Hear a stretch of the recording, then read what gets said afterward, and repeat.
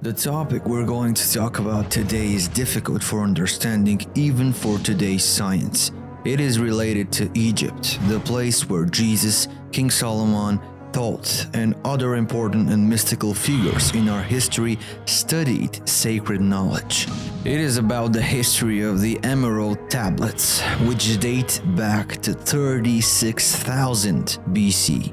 Their author is the Atlantean and the king of Egypt, Thoth, who ruled the ancient race for about 16,000 years and could not taste death himself. What were his writings and what did he try to tell us? We will find together in the new episode of Secret Origins. Welcome. The official story that we know about the Great Pyramid of Giza is that it is built in honor of the Egyptian pharaoh Cheops, who ruled from 2606 to 2583 BC. However, according to data that you will not find in Wikipedia, the Egyptian pyramids were never used as tombs and were built long before the appearance of Cheops. In fact, Thoth himself was the builder and did so around 36,000 BC. For 16,000 earthly years, he was priest and king of the Egyptians. His name, Thoth, means thought and time. He is the architect of our reality, creating our dual world that we know of, the world of zeros and ones. When the time came for him to leave Egypt, he built the Great Pyramid at the entrance to the Great Halls of Amenti, which are described in detail in the Emerald Tablets. As guards, he appointed the highest of his people, who later on became priests and designated him as the God of wisdom. The tablets left in the Great Pyramid are 10 in number. For everyone's convenience, they are divided into 3 parts, and the last 2 are so great and so far-reaching in their importance that they are forbidden to be released freely into the world. They keep secrets that can only reach those who are serious about learning and seeking wisdom. According to legends, the halls of Amenti become the underworld or halls of the gods, through which the soul passes after death to be tested. This is how it has been presented to the common people. But in fact, there are portals inside through which those who have ended their lives on Earth have teleported to other universes, planets, and realities. And the entities, or the guardians as they are called, including Anubis himself, help them to pass more easily through the Ankh, or the symbol of eternal life. Ankh represents a wave spreading through infinite time-space, separating darkness from light and creating a hidden evolutionary sequence of events, or the portal to the energy world. The Emerald Tablets contain a prediction that Thoth will return in flesh, that is, a material body, when his time comes. He himself is immortal, and in later centuries his essence passes into the bodies of people in a special way described in the scriptures. In this way, he became the famous Hermes. In his current reincarnation, he leaves wisdoms known again as the Emerald Tablets, but this is a lighter and adapted version. About 13,000 BC, ancient Chem is in chaos and many of its priests have been sent to other parts of the world. Among them are some of the guardians of the pyramid, who however take the Emerald Tablets with them and carry them as talismans, influencing the other races thanks to their power. According to what we know, whoever carries the tablets receives the power of Thoth while they're with him. This group emigrated to South America, where they reached the Mayan race and the priests settled among them. In the 10th century, the Maya settled in the Yucatan and tablets were placed under the altar of one of the great temples of the sun god. But what are the tablets themselves? Basically, 12 plates in emerald green that are indestructible because they're made of a special alchemical compound. They violate the physical law of ionization and are engraved with ancient Atlantean letters. The Atlantean language itself has very high vibrational frequencies, and even the letters themselves are actually waves of thought, waves of energy and information, and are made to enter directly into consciousness of the one who reads them. Doesn't matter if he believes or not. But as we have said more than once, but even if I believe that I do not believe, I still believe. The tablets are attached to each other with rings of gold alloy and are suspended from a lever, and the wisdom contained within is the basis of our entire existence. It is said that if one reads them with open mind and eyes, his wisdom will be increased 100-fold. In some places, the image of Thoth is depicted with the face of a baboon and the body of a man, or entirely as a baboon. The image with the head of an ibis is known to be a symbol of wisdom, and the image of a baboon is known to be the evolution of human experimentation. Man was born in the cosmos, the son of the sun, the child of the stars. Man is from light, and light is from man. Here is the confirmation. Then what about the human experiment? Let us continue. Man, whatever form he inhabits, is like the stars. Man's bodies are nothing but planets revolving around their suns. When you have received the light of all wisdom, you will be free to shine in the sky, one of the suns that illuminate the cosmic darkness, one born of the cosmos and raised in light. As with time the stars lose their brightness as their light passes into great source, so does the human soul pass on, leaving behind the darkness of night. You are not from the earth, but a child of infinite cosmic light. The entire cosmos is ordered. Only through order you are one with the whole. Order and balance are the laws of the cosmos. Observe them and you will be one with the whole. If we delve into Egyptian mythology, we will find that Thoth reigned in Egypt from 8670 to 7100 BC. He is the one who overcame the curse of Ra by helping Nut to give birth to her 5 children. He assists Isis in the ritual of summoning Osiris from the dead. Thoth, with his wisdom and magic, helps Horus during a divine battle with his uncle Set. Thoth is the constructor who made the winged disc of Horus, with whose power he fought and advanced towards the pyramids. Horus defeated Set, who hid in a dungeon, and the gods gave all of Egypt to Horus. In the legends, it is said that before leaving the earth, Ra summoned Thoth and confided in him his desire to create a soul of light in the Duat, in the land of caves.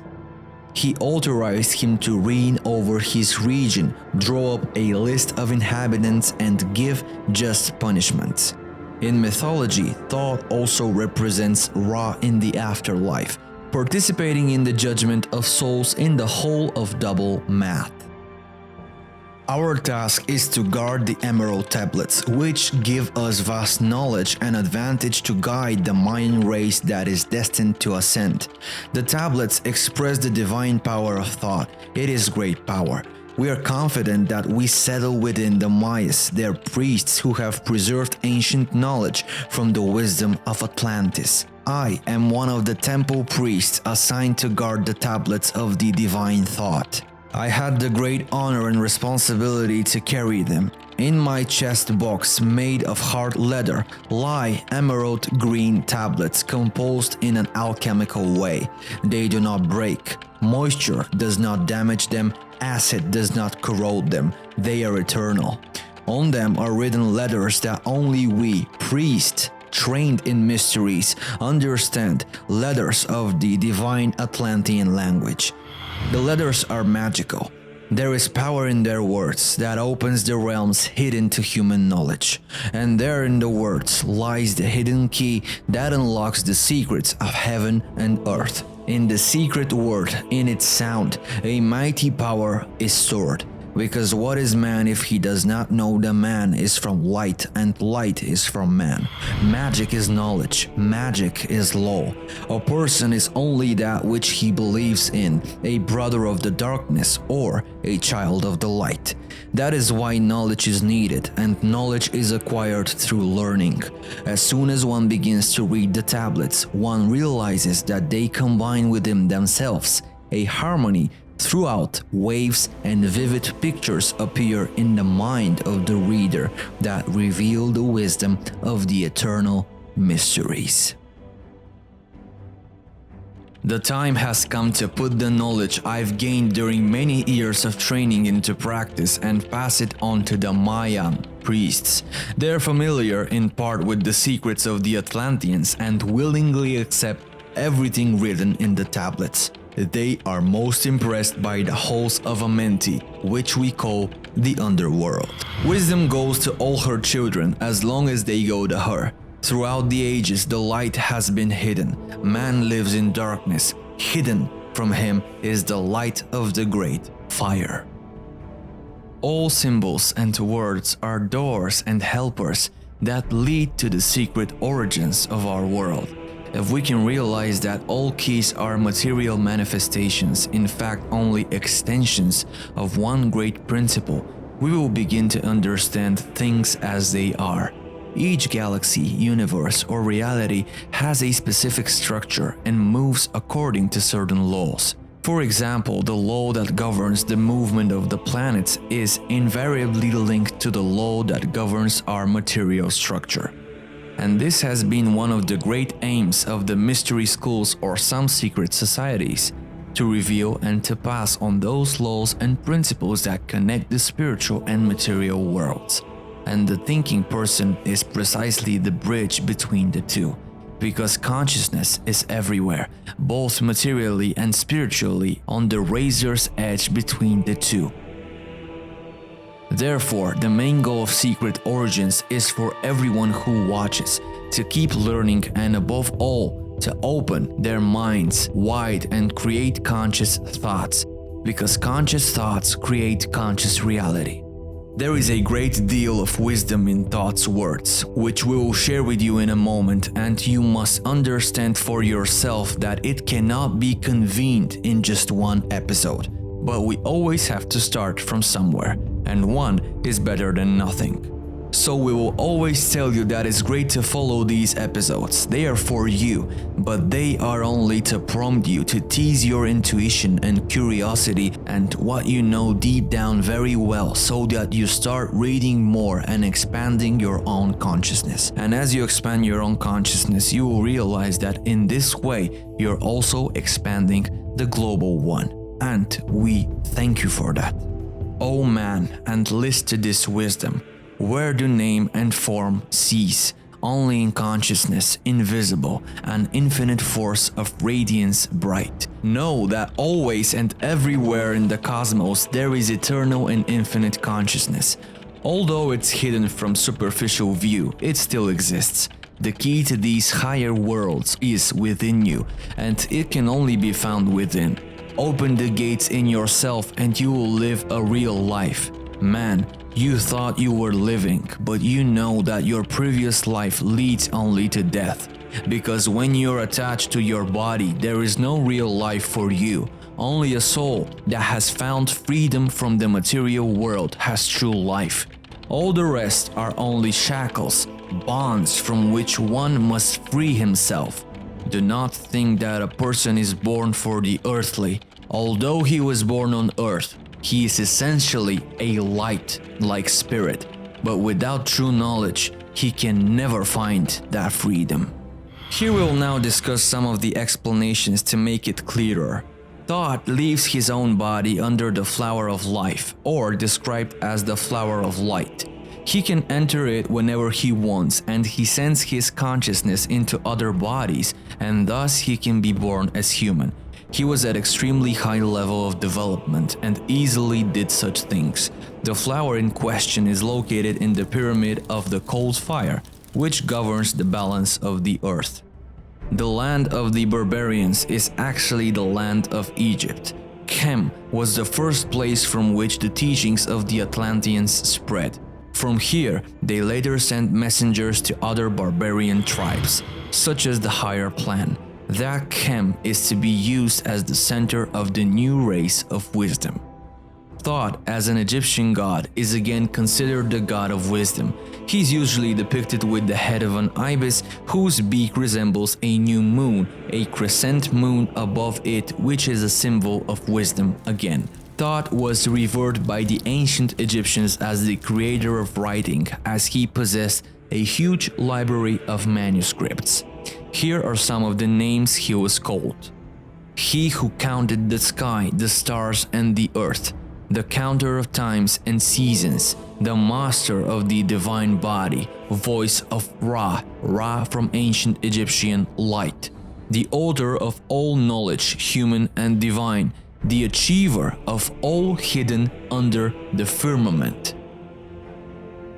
Many years later, the people of ancient Greece did the same thing by calling him Hermes, the god of wisdom. He received the title Trismegistus, which means thrice great, greatest and great. As the centuries passed, all ancient countries revered him as Hermes Trismegistus, which was synonymous with the fountain of wisdom. He founded astrology and alchemy, being the one who taught mental transmutation. The teachings of Hermetism was born from there, which is not tied to faith in one god, but is present in all religions and spiritual teachings.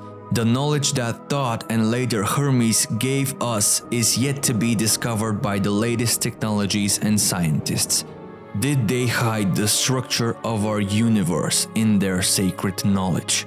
Can we all understand it and apply it in our lives? There are always things that remain hidden, but if we don't stop seeking, we will find all the answers. We bow before you and thank you for watching another episode of Secret Origins. Keep your minds open, and until we meet again.